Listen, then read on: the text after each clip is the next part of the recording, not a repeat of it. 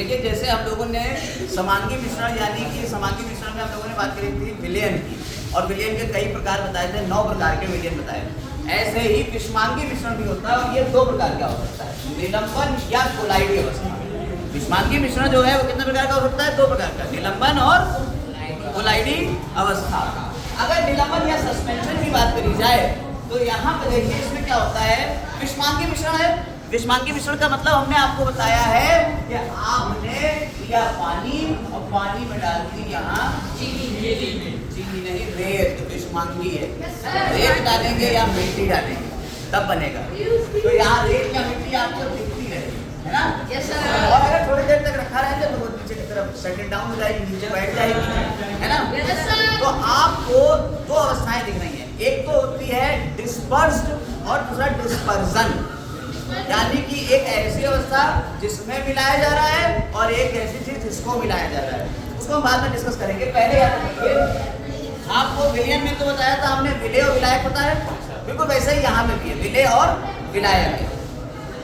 विलायक के जो कण हैं यानी जिसमें मिलाया जा रहा है, यानी पानी हो गया है ना, या विलायक क्या है? पानी। उसके कणों का जो आकार है वो कितना है? 10 की पावर -8 सेंटीमीटर की श्रेणी का है, बहुत छोटे, 8 सेंटीमीटर। 10 की पावर -8 का मतलब है 1/10 की पावर 8, यानी नीचे कितने जीरो लगे? 8 जीरो लगे होंगे ऐसे आगे, है ना? इतने छोटे छोटे कण हैं, उसका आकार कितना है? इतना छोटा है। और इसमें मिलाए जा रहे हैं जो पदार्थ मिलाए जा रहे हैं उनका आकार कितना है? 10 की पावर -3 से 10 की पावर -4। ये थोड़े बड़े बड़े हैं, तो ये आकार छोटा है, ये थोड़े बड़े हैं, तो ये दिखाई दे जाएंगे उसमें अपने आप से, है ना? अच्छा, कोई हमें ये बताएगा 10 की पावर -8 बड़ा कि 10 की पावर -4? 10 की पावर -4 4 बड़ा कि 10 की पावर -8? 10 की पावर -4 बड़ा, ये वाला छोटा। तो आप थोड़ा समझिए, इसमें क्या हो रहा है? इसमें आपके 10 की पावर -8 वाले में 10 की पावर -3 या 10 की पावर -4 वाले मिला दिए गए, तो बड़े वाले मिला दिए तो दिखेंगे, साफ साफ दिखेंगे। तो इसको क्या कहते हैं? नग्न आंखों से देख सकते हैं। आप देख सकते हो कि मिट्टी मिली है या नहीं मिली, रेत मिली है या नहीं मिली। अब क्या करोगे? इसको अगर थोड़ी देर तक शांत रख दो तो क्या होगा? ये नीचे बैठ जाएगा, है ना?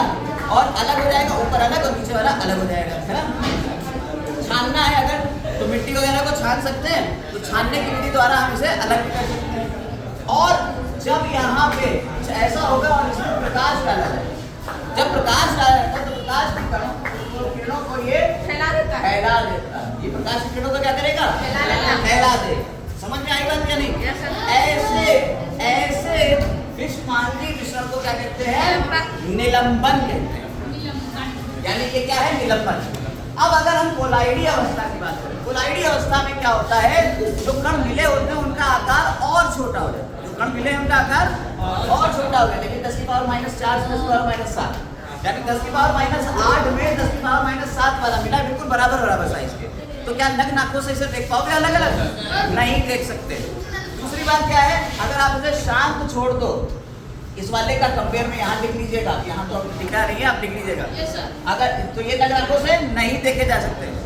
क्या माइक्रोस्कोप से देखे जा सकते हैं? सूक्ष्मदर्शी से नहीं, माइक्रोस्कोप से भी नहीं देखे जा सकते। अल्ट्रा माइक्रोस्कोप यानी शक्तिशाली सूक्ष्मदर्शी हो, यानी सूक्ष्मदर्शी भी और आगे हो, अल्ट्रा माइक्रोस्कोप हो, उससे देखे जा सकते हैं। समझ में आई बात क्या नहीं? दूसरी चीज, छानने की विधि, इसे छाना जा सकता है? नहीं छाना जा सकता। इसका उदाहरण पता है क्या है? इसका उदाहरण पता है क्या है? दूध। इसका उदाहरण क्या है? दूध देखा है सभी ने? Yes sir. क्या दूध में आपको पता है बहुत सारी चीजें मिली होती हैं? अब अभी पता चलेगा। इसको अलग अलग किया जा सकता है। आप क्या करिए, दूध को सेंट्रीफ्यूगेशन, आप केंद्रीकरण करिए, उसको जो है मथेली से मथते हैं। क्या होता है? वो घी जो है वो जमा हो जाता है, चिपक जाता है, अलग अलग हो गया या नहीं हुआ? यानी था तो उसमें, लेकिन वो दिख नहीं रहा, तो नग्न आंखों से अलग अलग नहीं दिख रहे थे। समझ में आई बात? इसे क्या कहेंगे हम? कोलाइडल। वो कोलाइडल अवस्था है। अच्छा, इसको जो है छाना नहीं जा सकता, लेकिन अपकेंद्रण विधि द्वारा अलग किया जा सकता है। छाना नहीं जा सकता, लेकिन अपकेंद्रण विधि द्वारा अलग किया जा सकता है। और ये भी प्रकाश की किरणों को फैला देता है, ये भी प्रकाश की किरणों को फैला देता है। तो जो चीजें इधर लिखी है, इधर वाले में अपने आप से उसको मेंशन के देख के हमने बताई। क्या कि इसको निलंबन को अगर शांत छोड़ दें तो इसके कण नीचे बैठ जाएंगे, लेकिन इसमें इसके कण नीचे नहीं बैठते। इसको छाना जा सकता है, लेकिन इसको छाना नहीं जा सकता। लेकिन कौन सी विधि से अलग करेंगे?